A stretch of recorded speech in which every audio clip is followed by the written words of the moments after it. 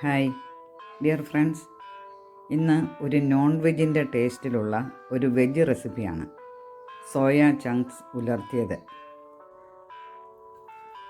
ഇത് നമുക്ക് ചോറിൻ്റെ കൂടെയും ചപ്പാത്തിയുടെ കൂടെയൊക്കെ കഴിക്കാൻ പറ്റിയ ഒരു സോയ ചങ്ക്സ് റെസിപ്പിയാണ്. അപ്പോൾ ഇതെങ്ങനെ ഉണ്ടാക്കുന്നത് നമുക്കൊന്ന് വീഡിയോ കണ്ടു നോക്കാം.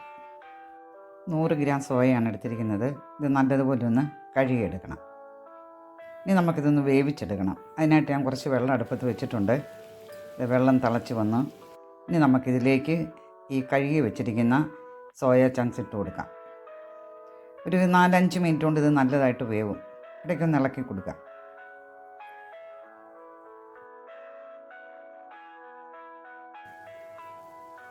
കുറച്ച് ഉപ്പും കൂടി ഇട്ട് കൊടുക്കാം.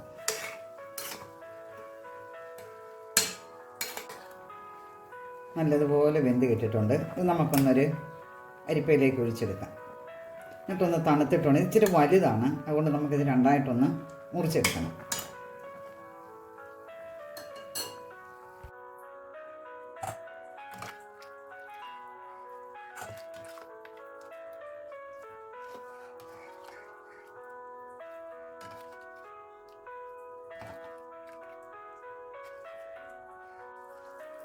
സോയ നല്ലതായിട്ട് ആറിയിട്ടുണ്ട്.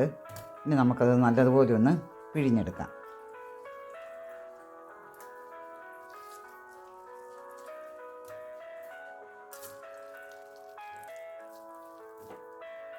വെള്ളമെല്ലാം ഒന്ന് പിഴിഞ്ഞെടുത്തിട്ടുണ്ട്.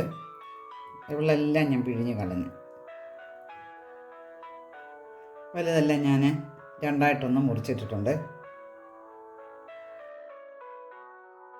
3 ടേബിൾ സ്പൂൺ വെളിച്ചെണ്ണ ഒഴിച്ചു കൊടുക്കാം.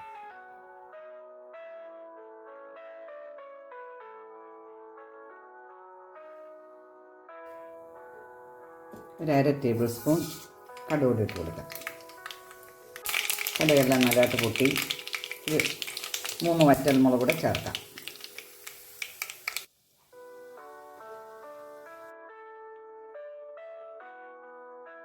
ഇഞ്ചി അരിഞ്ഞത് അതിലേക്ക് ഇട്ട് കൊടുക്കാം.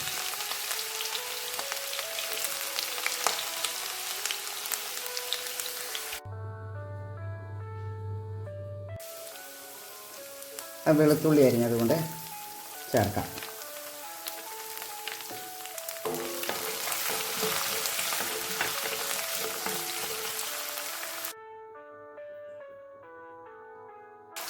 പച്ചമുളക് കൂടെ നമ്മൾ ചേർത്തിട്ടുണ്ട്.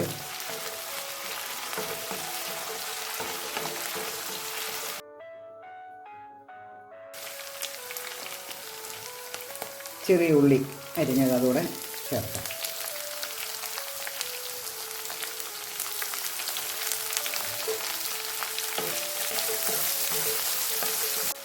കുറച്ച് ഉപ്പ് കൂടി ചേർക്കാം. നമുക്ക് ഈ ഉള്ളി ഇതിനൊക്കെ ആവശ്യമായിട്ടുള്ള ഉപ്പ് ചേർത്താൽ മതി. കാരണം സോയ നമ്മൾ ഉപ്പിട്ടാണ് വേവിച്ച് വെച്ചിരിക്കുന്നത്. പിന്നെ വേണം നമുക്ക് ചേർക്കാം ഉപ്പ്.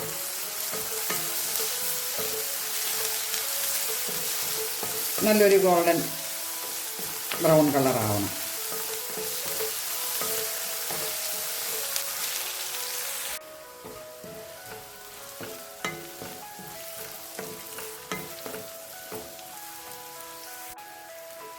തക്കാളി കൂടി നമുക്ക് ഇട്ട് കൊടുക്കാം.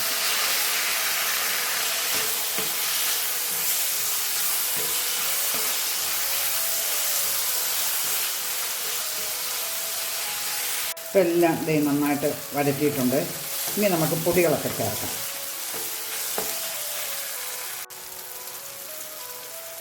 ഒരു 1/2 ടേബിൾ സ്പൂൺ മുളക് പൊടി ചേർക്കാം. അതായത് നമ്മുടെ എരിവിനനുസരിച്ച് നമ്മൾ ചേർത്താൽ മതി.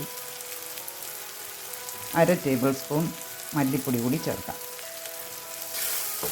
നന്നായിട്ട് മിക്സ് ചെയ്യാം. തീ വളരെ കുറച്ച് വെക്കണം, അല്ലെങ്കിൽ പൊടികളെല്ലാം പെട്ടെന്ന് കരിഞ്ഞു പോകും. ഇനി ഒരു 1/3 ടീസ്പൂൺ, അതായത് 1/4 ടീസ്പൂൺ കൂടുതലുണ്ട്, 1/2 ടീസ്പൂൺ വരെ ആകാൻ കുഴപ്പമില്ല, മഞ്ഞൾപ്പൊടിയോട് ചേർക്കാം. 1/2 ടീസ്പൂൺ കുരുമുളക് പൊടി. ഇനി ഒരു 1/2 ടീസ്പൂൺ പെരിഞ്ജീരകം പൊടിച്ചത്, വലിയ ജീരകം, അതുകൂടെ ചേർക്കാം. ഇനി ഒരു 1/2 ടീസ്പൂൺ ഗരം മസാല. നല്ലപോലെ നമുക്കൊന്ന് മിക്സ് ചെയ്യാം.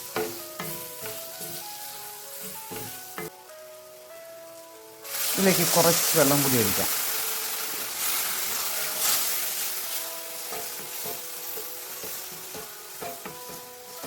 അപ്പോൾ പെട്ടെന്ന് നമ്മുടെ ആ സോയയിലേക്ക് ഇതെല്ലാം ഒന്ന് പിടിക്കും ഈ അരപ്പെല്ലാം. ഇനി നമ്മൾ വേവിച്ച് വെച്ചിരിക്കുന്ന സോയ ചേർക്കാം.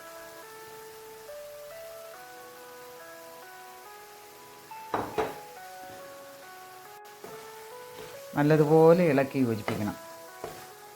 കുറച്ച് നേരം നമ്മളിത് ഒന്ന് മിക്സ് ചെയ്തൊന്ന് ഇളക്കി എടുക്കണം. ഉലർത്തിയെടുക്കണം നമുക്ക് നല്ലതുപോലെ ഒന്ന്. കുറച്ച് കറിവേപ്പിലയും കൂടെ ചേർക്കാം. ആ നല്ല ഇറച്ചിക്കറിയുടെ ടേസ്റ്റിലുള്ള സോയാ ചങ്ക്സ് റെഡിയായി. നിങ്ങൾ ഇതുപോലെ ഒന്ന് ഉണ്ടാക്കി നോക്കണം. വീഡിയോ ഇഷ്ടപ്പെട്ടാൽ ലൈക്ക് ചെയ്യാനും സബ്സ്ക്രൈബ് ചെയ്യാനും മറക്കരുത്.